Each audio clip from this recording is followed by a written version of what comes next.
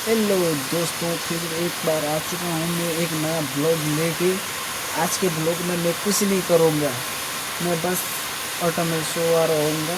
काम कुछ नहीं है, इसलिए मैं मज़ा से सो रहा हूँ। आप सब तो लोग देख सकते हो मेरे को। नहीं, ये झूठ बोल रहा हूँ मैं। पता नहीं चला तुम लोगों को? मैं पता नहीं यार, ऐसा नहीं है।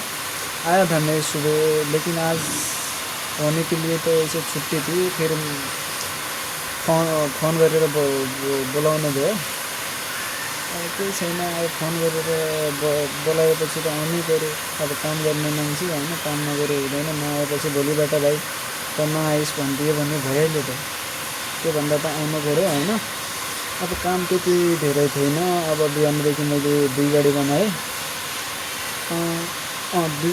दुईवटा गाडी बनाएँ होइन। दुईवटा गाडीमा काम थियो, धेरै थियो, तर केही छैन। अब अहिले चाहिँ गाडी साडी सब गइसकेको छन्।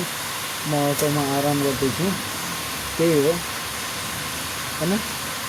अब साँझ अब छुट्टी 6 बजी हुने हो। त्योभन्दा अगाडि गाडी आएपछि भनेपछि ठिक छ, नत्र यस्तै बसिराख्नुपर्ने हो, आराम गरिराख्नुपर्ने हो। तपाईँहरू के गर्दै हुनुहुन्छ त्यो पनि कमेन्ट गर्नु होला होइन। यो भ्लगमा यति नै, ल धन्यवाद सब।